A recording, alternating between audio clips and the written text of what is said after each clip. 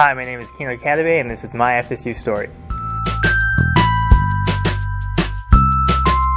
I first came to FSU when I was 18 years old. I didn't really know where I wanted to go to school yet, but the moment I saw the Westcott building going down that hill, I knew exactly that this is where I wanted to go to school. So I started to volunteer around, and it wasn't until my sophomore or junior year that I actually got a job at the front desk in the library.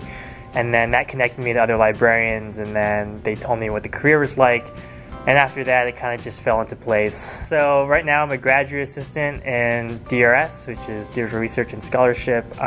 This semester I was focusing on data, so I did a lot of work on developing a data literacy, part of a data literacy initiative. I created a data literacy page and composed a data set catalog, which would help different scholars and students attain data sets so that they can use them for their individual research or projects for school. On top of that, I also learned how to do some programming in Python, which is a coding language. That's my first coding language, which is awesome because as a humanities person with an English degree, you don't get to code a lot, but going into an information field is important.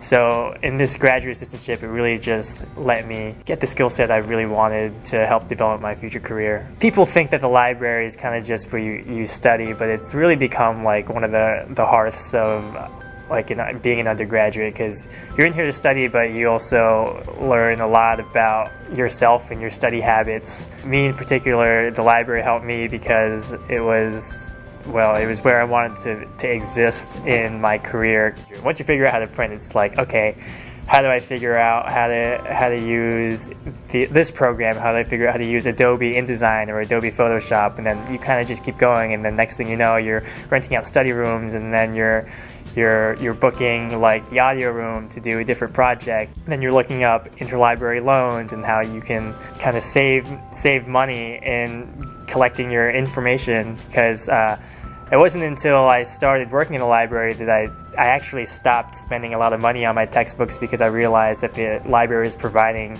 kind of these resources for us to use. It's also just a nice place to focus. If you're in your dorm, you kind of want to get out of it. It's always been just a breeding ground for knowledge, I think.